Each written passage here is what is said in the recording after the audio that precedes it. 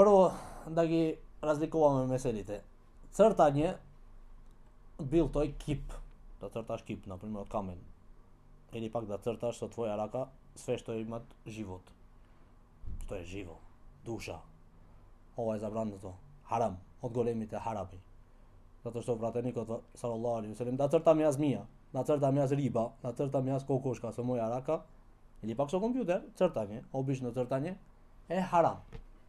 Не е дозволено. Затоа што пратеникот салаллаху алейхи веселем вели ла'ана Аллаху al-musawwirin. Аллах субхана таала ги има кол на тоа нешто цртачите.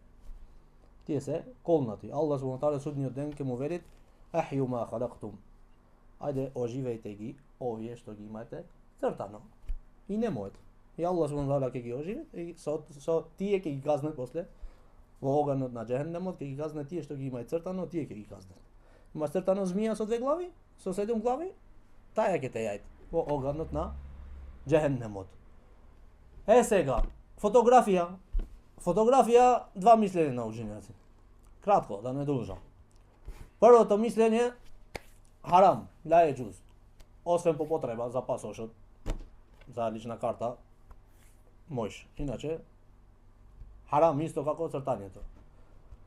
Другото мислење вели дозволено затоа што ова му сличи на огледалото. Му сличи на огледалото. Ти кога се гледаш на огледало, ти си или друг си тука? Се има сменато мало или не? Ти тој си. Како што те има створено Аллах субхана таала? Ти си.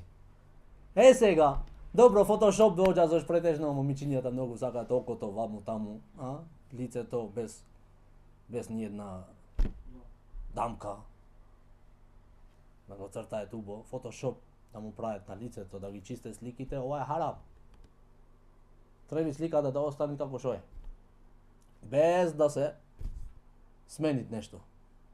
Јасно? Аллах најубо знаете.